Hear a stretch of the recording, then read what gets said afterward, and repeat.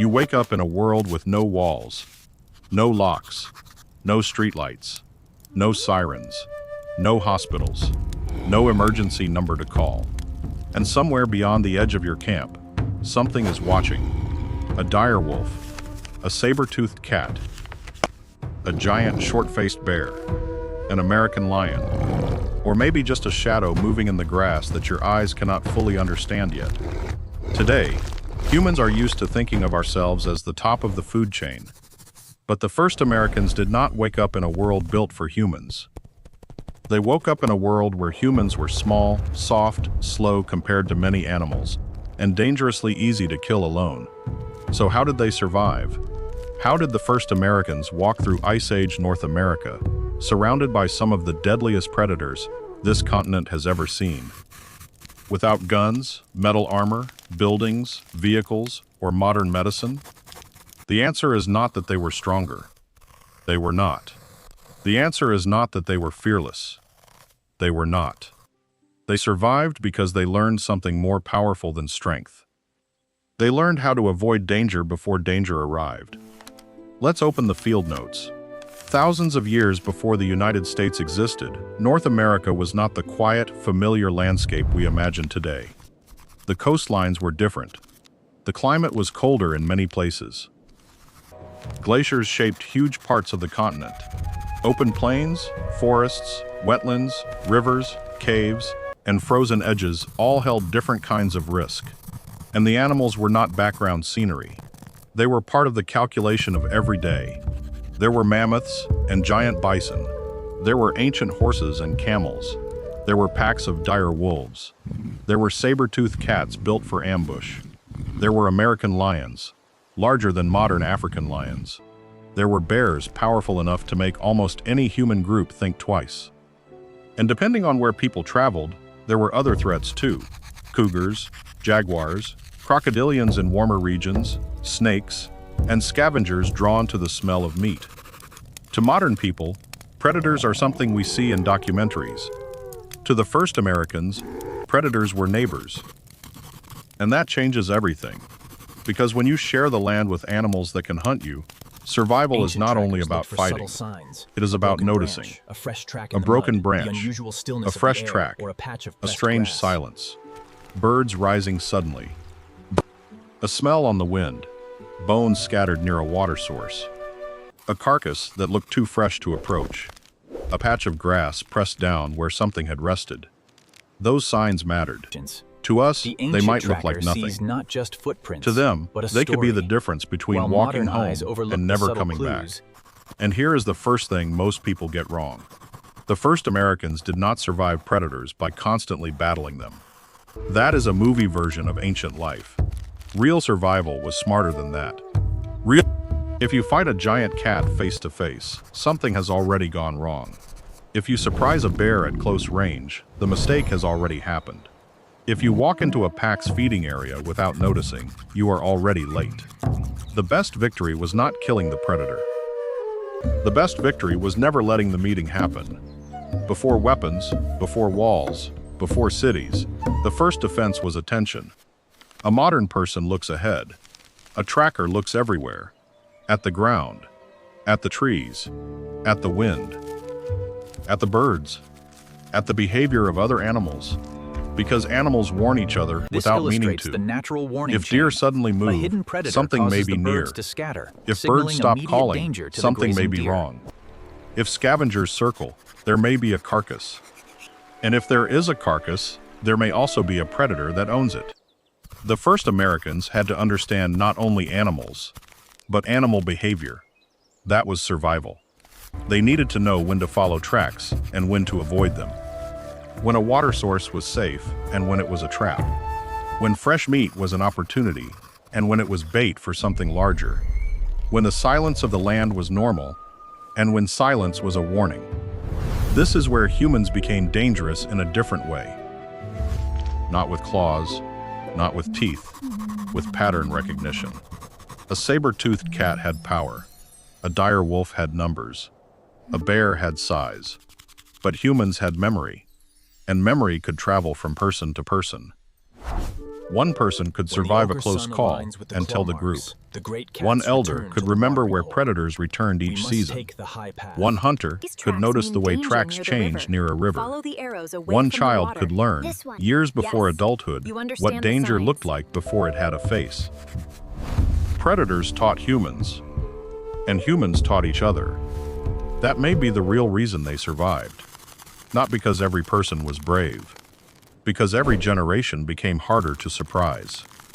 Now imagine a small group moving through Ice Age North America. They are not walking randomly. They are reading the land as they go.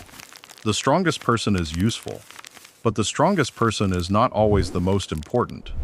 The most important person might be the one who sees the track first, or smells the carcass, or notices that birds This have area stopped, near the water proved too or remembers dangerous. that the group We should followed not the sleep arrows near to the this higher water. ground, In establishing that a safer world, camp being away from the observant animal was a tracks. form of strength, and being careless could endanger everyone. This is why humans survived better in groups. Alone, a person was vulnerable. Alone, you had only two eyes, only one nose, only one memory, only one body that could get tired. But in a group, danger had to pass through many observers. Someone Yes. watched the children. These field Someone notes watched the illustrate horizon. shared roles of the group. Someone checked the From ground. watching the camp and Someone scanning carried the horizon tools. to track. Someone remembered the route. Someone listened while others worked. The group itself became a living alarm system. No single human could match the strength of America's deadliest predators. But a group of humans could do something predators could not easily break. They could share attention. They could plan. They could warn. They could surround children with adults. They could choose where to sleep. They could decide not to enter a dangerous place. They could return to a safe camp before darkness. They could turn knowledge into protection. And then there was fire. Fire was not magic. It did not make humans invincible. A hungry predator could still come close. A desperate animal could still risk the glow. But fire changed the rules. It created light. It created heat. It created a center. It made the camp easier for humans to organize around. It made movement visible. It made shadows move differently. It made some animals hesitate. And maybe most importantly, it brought people closer together. Around the warm glow, children could stay near adults. Tools could be repaired. Food could be processed. Stories could be told. Warnings could be repeated. And the edge of darkness became easier to watch. Before walls, the camp circle mattered. Where you slept mattered. Where the children rested mattered. Where food was kept mattered. Where scraps were As you thrown can mattered. see, the careless Where camp people invites watched from predators, mattered. hence the X mark. But the A smart careless layout camp could was invite scrapped. danger. A smart camp could reduce it. This is something modern people often miss. Ancient survival was not only about what happened during an attack. It was about everything done before an attack could happen. Do not sleep too close to fresh kill remains. Do not leave food waste where predators can smell it near camp. Do not let children wander beyond sight. Do not ignore strange tracks. Do not approach a carcass without understanding why it is there. Do not cross open land without scanning the edges.